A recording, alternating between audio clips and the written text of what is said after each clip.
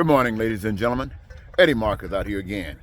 Yesterday I was walking around in short sleeves, a couple of times outside with no shirt on at all. And today I got a top coat on. It is cold. Happens like that in Minnesota.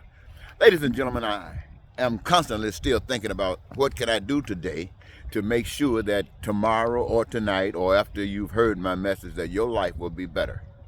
And I was awakened this morning on listening to the telly, and the telly was talking about your particular lover, Trump.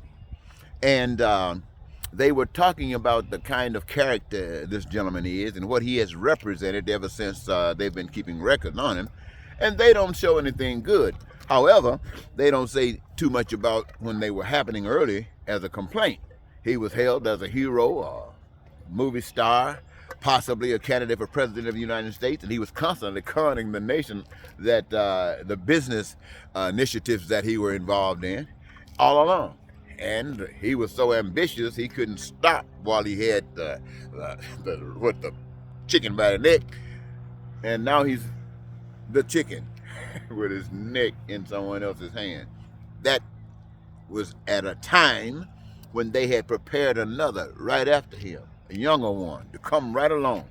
And I say that because the nation really fell in love with him. Not everybody, but there was a certain group of people that fell in love with him.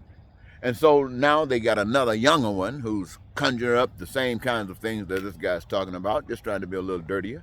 And you know, he's thinking that the people that loved Trump will love him, and probably will. The others out there who are dissatisfied with Trump and who will be dissatisfied with this guy, well, they'll be there, but will it be enough to make a difference in the structure of our system of government that we have to submit ourselves to? That is something that we have to deal with. That's you. We're the public. We have to deal with those kinds of things. But I often try to see it in a perspective that recognizes a power that's bigger than me. A power that's big. When I say me, I'm talking about humans. And even though I can't see that power as I look at you or myself, I do see that power when I look at the sky. It's invisible, but it's there, believe it or not. When I say invisible, I can't structure it like a human being or nothing like that, or a bird. But it's there. And incidentally, I do see the birds flying around, even in this misty day. That reminds me of a God. Oh, then I look at the trees. That reminds me of a God. I look at the geese, the ducks, whatever you want to call them. That reminds me of a God. I look at the ground that I'm standing on. I look at the grass that's growing. That reminds me of a God. And I'm talking about a God that's bigger than you and I, because we can't do any of this. We're just here benefiting from it or destroying it. So this is a God to me, and that allows me to be able to come and think about something that involves me. Think about something that involves you. I look at this ground, the grass that's growing, the trees that's planted, how all that order stands there. Now it's beginning to be spring, and the leaves are beginning, well, the buds and the leaves are going to be coming forth. And I'm looking at how that order is.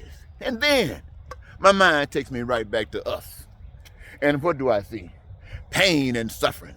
Dog eat dog at each other's throat. They're the problem. They're the problem. Then I find, ladies and gentlemen, the problem is that we are in a Ponzi scheme. Now, you're familiar with a Ponzi scheme. Those of you who, not too long ago, familiar with Enron.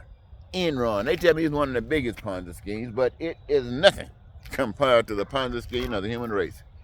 The human race is too big for me to just talk literally about and for you to understand. So I'm going to restrict my conversation to us, we as Americans. But I want you to know that when I say we as Americans, I'm talking about people everywhere. Everywhere. A Ponzi scheme. You got guys out here, as I just mentioned, Donald Trump, how so much of the nation loves him. You got this other guy there, I don't even want to call his name. And the nation, certain people are talking about him.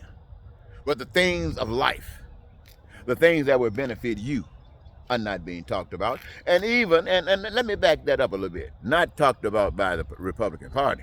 They are talked about by the Democratic Party.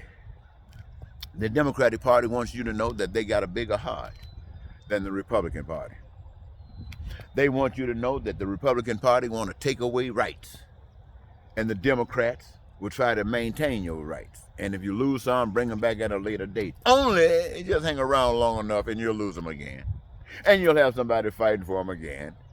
And you know how that ball bounced. It just did it not a few years ago, and now it's happening now, and it will surely happen again unless we can fix it. And we can't fix it because we're still looking for answers in the box. And I can guarantee you, ladies and gentlemen, there's only one answer in that box, and that is to throw all this crap out and start it over. Now, when I say start all this crap over, I'm talking about putting emphasis on the kinds of things that's important to all of us as we, the people. Now, when I talk about this political stuff, we talk about the Republicans have no agenda except starting confusion. They don't want to think or can't think, and they're looking for someone to think for them, to tell them what to do, to order them what to do, and to reward them when they do it, and punish those who don't do it. Now, you don't think this hell? Look at it like this, ladies and gentlemen. Let me show you something. How we have all been bought, sold, and we are whipped. How many of you believe that everybody should have a job? How many of you feel within yourselves that you would love to have a particular job? Not just any job, but a particular job. Who amongst you would never, ever want to work at all? Well, we know that anyone that never wants to work at all will not be around too long.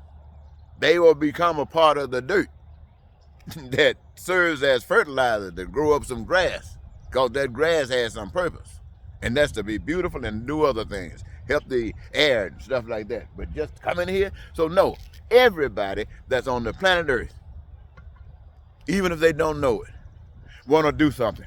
They want a career, want to engage themselves. Now, is there a plan in America anywhere that would allow everybody to have a job?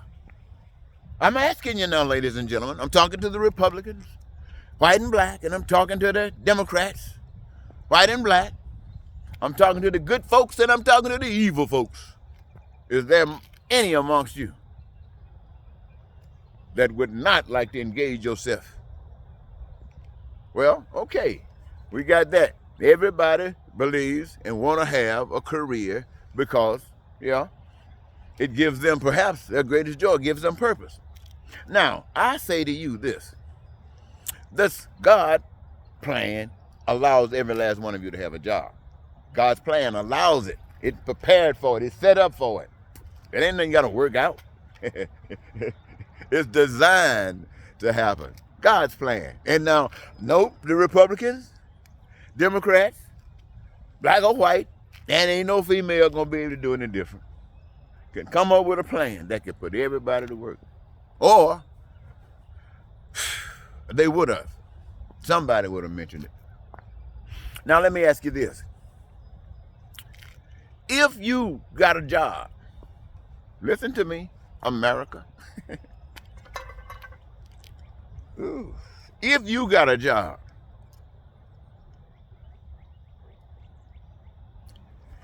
should you have a home, a house, someplace to live? Man, you're a working man. You're a working individual. Should you have a house? Well, now God says, of course you should.